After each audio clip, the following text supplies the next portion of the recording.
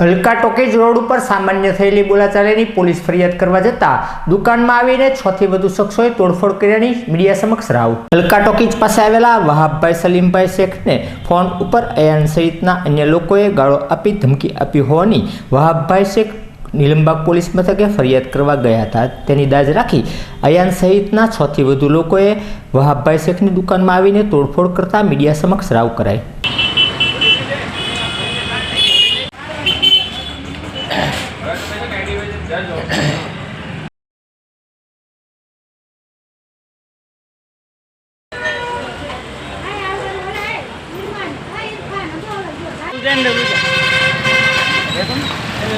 शेख वहाब सलीमभाई हल्का टोकीज बोलिए બધું કાચો મારે બહાર દુકાન છે યા ખાજા ગરીબે જોવાય બરોબર.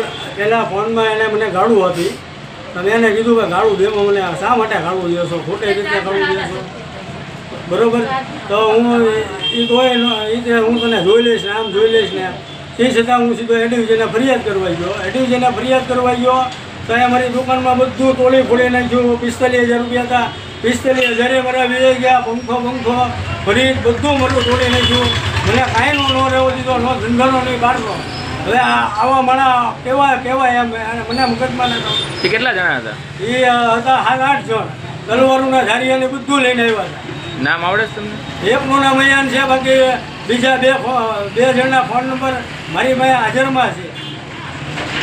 એ વિશે પોલીસ ફરિયાદ કરી? પોલીસ ફરિયાદ કરવા ગયો ત્યારે આ વસ્તુ કરી એ લોકોએ. હું ના પોલીસ સ્ટેશન હતો ને એ લોકોએ ધબધપટ્ટી બોલાય. ના સાહેબને મેં અરજી કરી કે ભાઈ નાની ફોન આવે કે અમારી દુકાનમાં બધું તોડી ફોડી નાખ્યું.